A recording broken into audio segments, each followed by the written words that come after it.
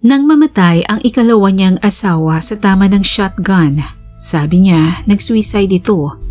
Nag-asawa siyang muli pero sa kasamaang palad, si wife number 3 ay namatay naman dahil nalunod daw ito, sabi niya sa mga pulis at sa pamilya ni Mrs. Sa parehong taon din, muli siyang nag-asawa. This time, nahanap niya ang kanyang fourth wife, isang mail order bride sa isang dating catalog, isang Pinay. Pagkalipas ng 4 na taon, nawala ito at ang sabi niya sa mga pulis, baka sumama na sa kabit niyang lalaki o kaya ay sa kabit nitong tomboy. Pero pagkalipas ng 1 taon ng paghahanap, natagpuan ang nawawalang Pinay na nakabaon malapit sa isang lawa.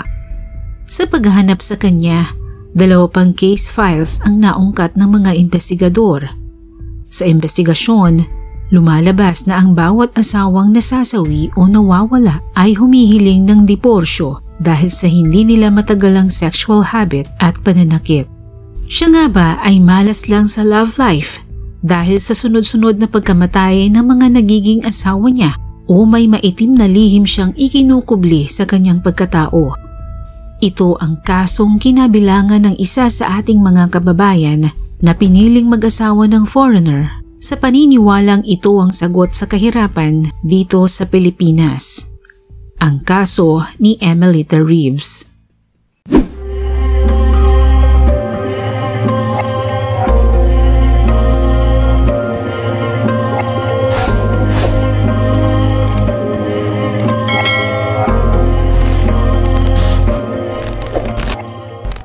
Ipinanganak at lumaki hanggang sa sumapit si Emelita Villa ng 18 taong gulang sa Cebu.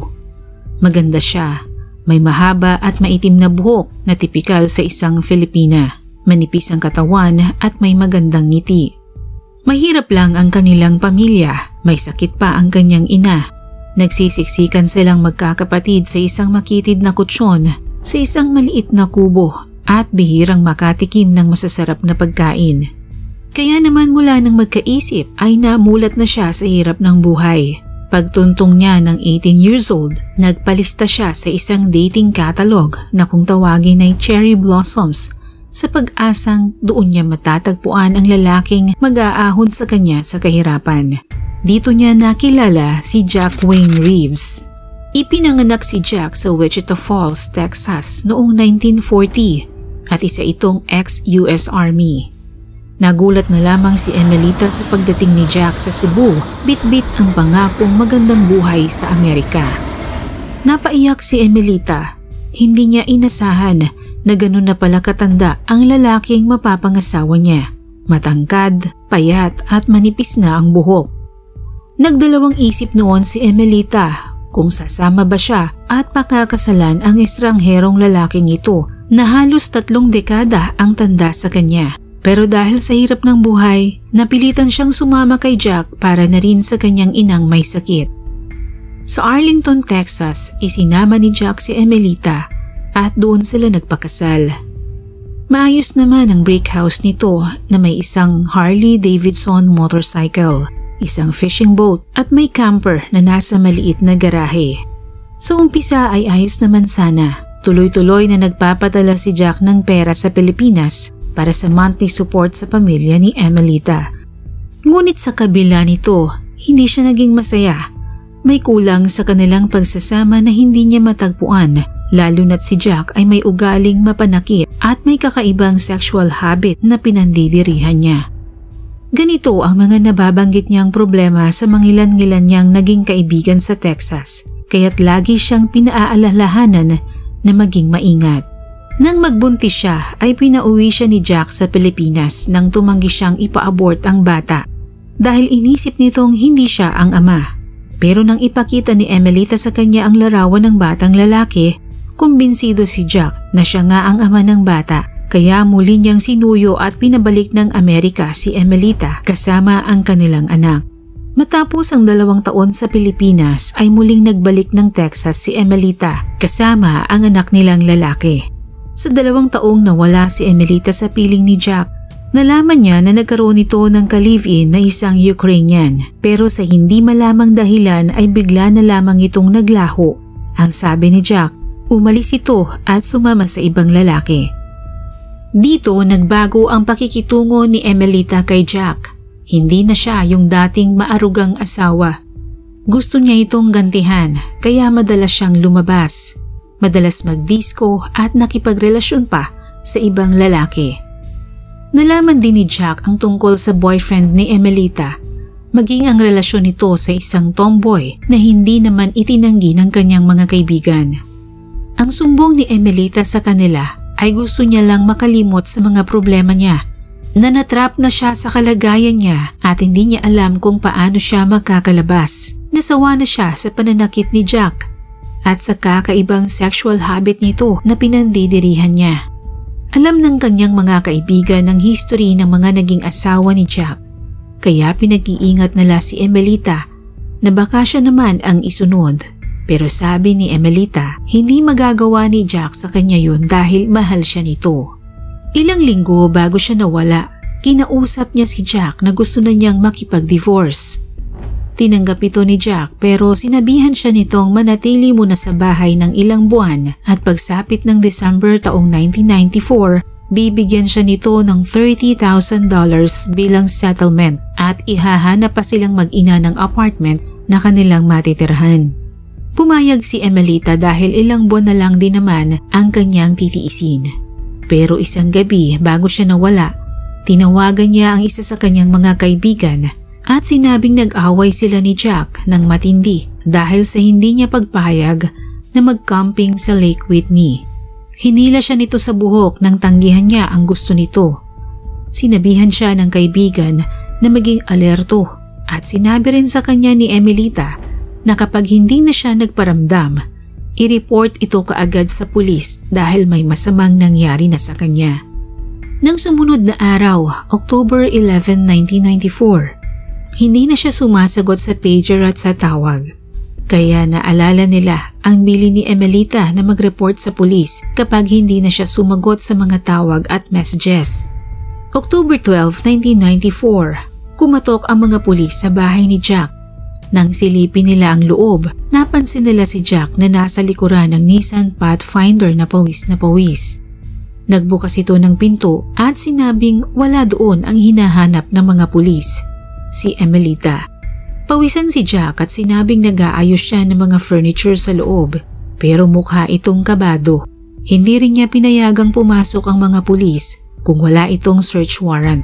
Sa sumunod na araw, October 13, natagpuan ang sasakyang Nissan Pathfinder ni Emelita sa isang shopping center na madalas nitong puntahan. Sa parehong araw ay nag-camping si Jack sa Lake Whitney at pagbalik niya, sinabi niya sa mga pulis na sanay na siyang nawawala si Emelita ng ilang araw at babalik kung kailan niya gusto kaya hindi niya ito hinahanap. Pwede rin daw na sumama na ito sa kabit niyang lalaki o dun sa kabit nitong tomboy. Subalit tumanggi itong sumailalim sa polygraph test. Sa halip, dinala niya ang isang kahong sex toy sa mga pulis at sinabing pag-aari ni Emelita ang lahat ng iyon. Parang sinasabi niya sa mga pulis na may kakatihan talaga ang kanyang asawa kaya't hindi malabong kung sino-sinong lalaki ang sinasamahan nito.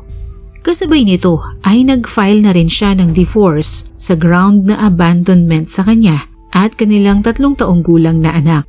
Lumipas sa mga buwan ngunit wala pa rin silang lead sa kaso ni Emelita kaya't halos mawala na ng pag-asa ang mga investigador. Pero pagkalipas ng 1 taon sa parehong lugar kung saan nag-camping si Jack, matapos mawala si Emelita, isang hunter sa Lake Whitney ang nakadiskubre ng bangkay ng isang babae na partially ay nalantad mula sa mababaw na hukay kaya nakalkal ng wild animal. Base nga sa eksaminasyon sa bangkay, walang duda na siya na nga ang nawawalang si Emelita Reeves. Pinagtagpi-tagpi ng mga investigador ang mga pangyayari simula nang mawala si Emelita, ang mga nakalap na impormasyon, ang mga sagot ni Jack sa mga tanong sa kanya ng mga pulis, ang pagtanggi niya sa polygraph test, ang pagcamping niya sa Lake Whitney kinabukasan matapos mawala ni Emelita kung saan natagpuan ang labi nito. Ito ay mga red flags para sa mga investigador. Dagdag pa ang mga case files na naungkat ng mga investigador habang pinag-aaralan ang kaso ni Emelita. Nadiskubre nila ang kahina-hinalang pagkamatay ng dalawa pang naging asawa ni Jack. Ang pagkamatay ng ikalawa nitong asawang si Sharon Vaughn noong 1978 mula sa tama ng shotgun at ang pagkalunod naman ni Myung Chong, ang pangatlong asawa ni Jack noong 1986. Ang mga kasong ito ay isa-isang binalikan ng mga investigador. 1978 sa Arlington, Texas. Nakatayo si Jack Reeves sa pintuan ng kanilang master's bedroom habang nakakapit sa kanya ang 10 taong gulang nilang anak na si Randall habang nakatingin ito sa kanyang ina na nakabulagta sa kama, walang saplot at may tama ng shotgun sa dibdib. Sa pagitan ng kanyang mga hita nakalagay ang shotgun. Ayon sa salaysay noon ni Jack, pinadalhan siya ng divorce papers ni Sharon habang siya ay nakadeploy sa South Korea bilang miyembro ng US Army. Pero imbes na pirmahan ay nagmadali siyang umuwi ng Texas upang maisalba ang kanilang kasal. Si Sharon ay ikalawang asawa ni Jack. Ang una ay sa 15-year-old girl noong siya ay 18 years old pero ilang buwan lang ang itinagal nito at naanal ang kasal noong 1960. Pinakasalan niya si Sharon ng sumunod na taon sa Verona, Italy, kung saan siya nakatalaga bilang US Army ay nakulong siya sa salang manslaughter dahil sa pagkakapatay niya sa isang Italian na sabi niya ay naninilip sa kanilang silid ni Sharon. Nakulong siya ng 6 na buwan bago na-drop ang kaso sa tulong ng noon ay President na si Lyndon Johnson. Pagkalaya niya ay lumipat sila ng Copperas Cove kung saan nila pinalaki ang 2 anak na lalaki. Para sa mga nakakakilala sa mag-asawa, tila isang perpektong pamilya ang mga Reeves, isang gwapong sundalo at isang maganda, mabait at palasimbang may bahay. Si Jack ang unang tumawag ng pulis at nagsabing nag-suicide ang kanyang asawa habang siya ay nasa kitchen at ang bunsong anak ay naglalaro sa garahe habang ang panganay ay wala noon sa bahay. Ipinakita ni Jack ang suicide note na iniwan ni Sharon kung saan sinabi niya sa sulat na mahal niya si Jack pero nagmahal din siya ng ibang lalaki. Nahihirapan siya kaya minabuti niyang tapusin na lang ang kanyang buhay kaysa mamili sa 2 lalaking mahal niya. Pero ang naturang sulat ay hindi dumaan sa handwriting analysis at hindi rin na autopsy ang kanyang bangkay. Kaya noon ay ipinalagay ng mga pulis na nag-suicide nga ang may bahay. Nanatiling sarado ang kasong ito hanggang sa lumutang ang disappearance case ni Emelita Reeves na naging daan upang muling pag-aralan at buksan ang mga naunang kaso ng pagkamatay ng mga naging asawa ni Jack. Isang blood spatter expert ang nag-analisa sa crime scene base sa mga lumang larawan na nasa case files ni Sharon Vaughn. Kung pagbabasihan ang posisyon ng shotgun ay parang manipulated, base pa rin sa mga larawan, sigurado ang police detective na nakasuot ng bra at underwear si Sharon nang siya'y barilin, pero bakit natagpuan siyang walang saplot? Kumbinsido ang detective na may foul play sa pagkamatay ni Sharon kaya ipinahukay niya ang katawan nito pagkalipas ng 17 taong pagkalibing, 2 buwan matapos mawala ni Emelita. Dito na lumabas sa autopsy na imposibleng self-inflicted ang tama ng shotgun tulad ng sinabi ni Jack na daliri sa paa ang ginamit ni Sharon pangkalabit ng gatilyo kaya ito nagkasugat sa hinlalaki. Imposible ang sinasabi niyang ito at sigurado siya na may ibang bumaril kay Sharon. Base sa height ni Sharon, kumuha sila ng babae na kamatch nito at pinasubukang kalabitin ng hinlalaki sa paa ang gatilyo ng shotgun. Pero base doon ay imposibleng magawa iyon. March 1995, kinasuhan ng murder si Jack para sa pagpatay kay Sharon. Taong 1986, nakahimlay sa kanyang kabaong si Myung Chong, ang ikatlong asawa ni Jack. Nakilala siya ni Jack pagbalik nito ng South Korea pagkatapos ilibing ni Sharon. Napansin ng kapatid nito ang mga pasa sa mukha ni Myung na sa kanyang palagay ay hindi makukuha sa pagkalunod. Tumingin siya kay Jack. Sa isip niya, ito yung lalaking sinasabi ng kanyang kapatid na nambababoy sa kanya. Sinabi ito ni Myung sa kanyang sulat ilang araw bago niya nabalitaan ang masakit na pagkamatay nito. Pero kilala niya si Myung.